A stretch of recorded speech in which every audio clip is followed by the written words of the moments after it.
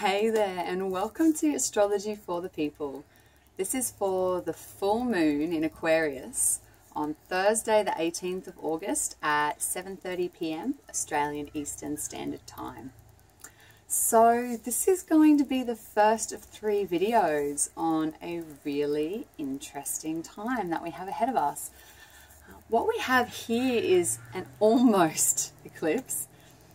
So we have what would be a lunar eclipse, except the shadow is only just grazing and it won't actually be visible. But we have a really, really close call, and it's setting off the eclipse season to follow. It really is the beginning of this story that we're going to watch play out over the next 6 weeks. And it's been really interesting to interpret, because it's like interpreting the first part of a story that I don't know the end to yet. I was tempted to look up the charts for the solar eclipse a fortnight later on the 1st of September, and then the lunar eclipse a fortnight after that.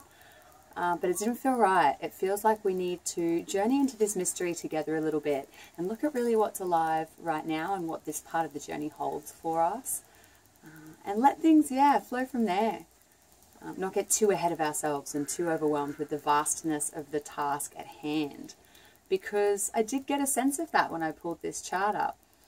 It's a punchy full moon. I said to my partner Dan, it feels punchy, and it's, we've got Saturn and Mars conjunct for this within 3 degrees. So Saturn is there and on us to really get us doing the work. We're in this last part of Jupiter in Virgo as well, which is all about healing, all about expansion through personal growth, and to an extent, getting things in order, sorting the grain, which is part of the mythology of Virgo. So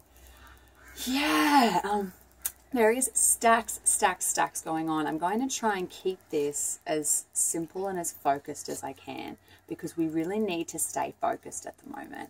We've got Neptune on the south node of the moon, and this is south node being where we've come from. Neptune being, illusions and escape in its lower manifestation. Now is not the time to run away. Now is not the time to back down. Now is not the time to stay small and play by old rules. This is a new earth that we're creating here, and we really need to be doing the work. It's really, really clear with this full moon that if we're not intentionally prioritizing and giving energy to our own development, this is a shift in human consciousness that is too big to fail. They talk about the big banks being too big to fail. I say to that, we are too big to fail as souls, as energies now. And yet we live in a free will universe. We have a choice as to how we spend our energy every day. And, we're still recently emerged out of Cancer, really, in the grand scheme of things. And as human beings, we like our comfort zones. We really do. We feel safe there, and a lot of the time our comfort zone is what we've been told by particularly our mothers as children, what we were shown, how we were given comfort. But we are getting pushed out of our comfort zone here. This series of eclipses is new territory in a big way, and we need to be prepared to take the steps if we're actually going to carve out a new path for the future of humanity here. This is our children, this is our future, this is our earth, this is our lives. This is serious shit.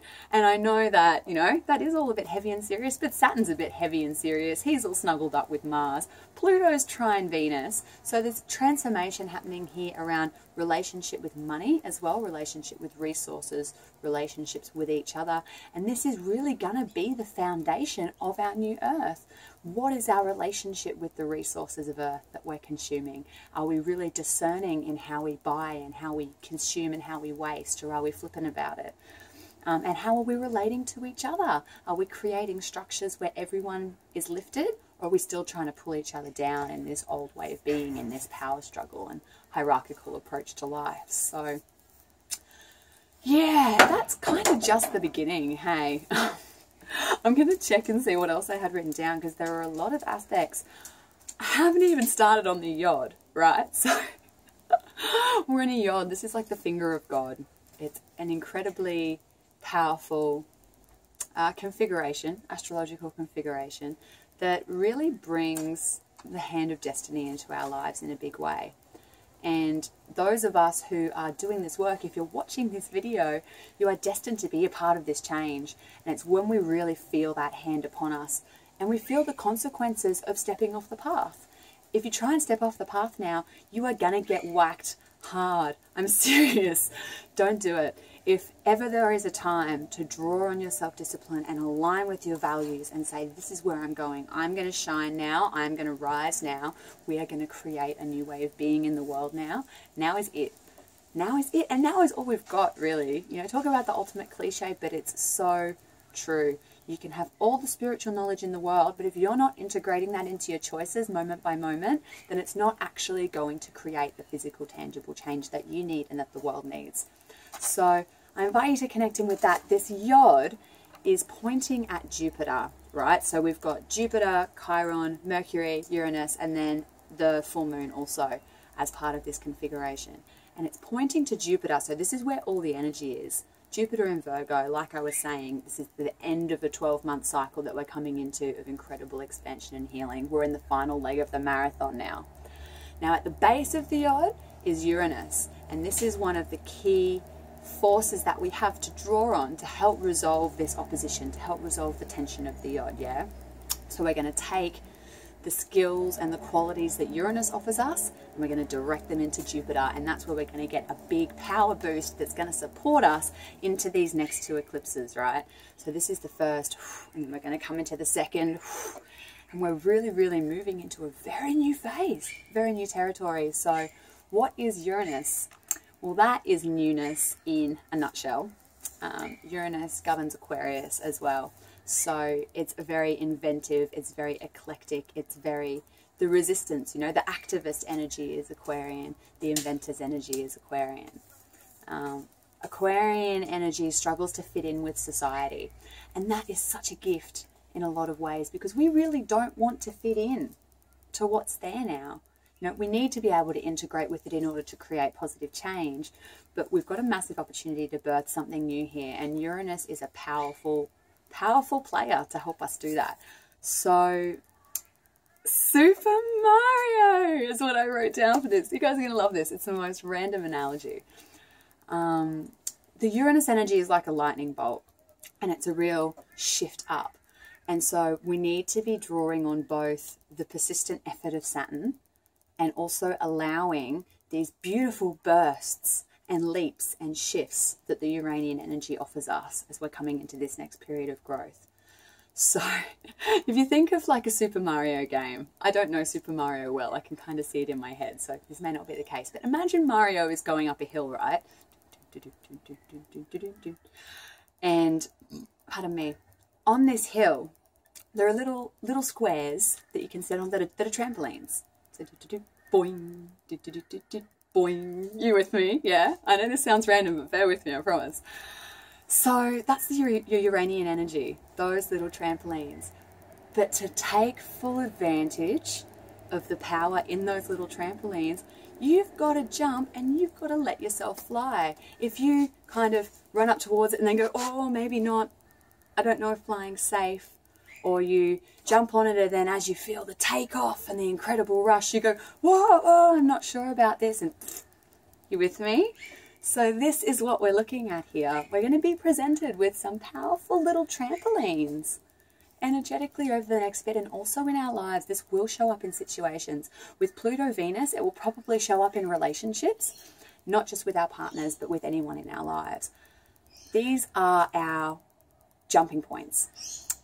Where we can really go, and I'm not going to do it the old way. I'm going to jump and soar into my power and choose a new way and let myself be lifted on that current. So I encourage you to do that. When the trampoline comes, don't falter. Trust yourself and jump with 2 feet. And then when you feel the rush, hold your arms out and let yourself be lifted by this. Because as we're lifted, stuff is going to fall away. And if we go and hide in a cave because that experience of stuff falling away is unpleasant, the stuff's not going to go anywhere. It's just going to start to smell really bad in the cave. So I hope that integrates well for you. I encourage you to reach out if you've got stuff going on. Each of these 3 eclipses is going to affect different people more strongly. So depending on where the key planets are in your chart depends on when you get the most affected. So say, for example, the solar eclipse, this is next fortnight, it's happening at 9 degrees. Oh, don't hold me to the maths on this. But if an eclipse is happening at 9 degrees, anyone with personal planets between, 5, 4 even, and like 15 degrees is going to feel this. It's going to hit you more strongly than other people, and it's going to show up in certain areas of life as well. So if you want to look at how this is playing out specifically for you and dive in and do some work, don't hesitate to reach out. I also have some cool new videos up around what I actually offer. So they've just recently gone onto my website. If you've been considering having a session with me but you're not really sure, have a look at those and feel into whether it's right for you. Give me a call if you need to. And journey well. Enormous, enormous, enormous love. And take care. Make sure to self-care through this. Stay heart-centered. Stop when you need to. It's still a really big time. Yes, it's exciting. Yes, it's powerful. Yes, we've still got this Leo energy really propelling us to shine and into our light. But it is still a big stretch on our energetic system. So make sure you take that downtime, drink a lot of water, and reach out for help if you need it. So much love, beautiful people. Connect soon. Such a pleasure to be with you. Have a great day. Bye.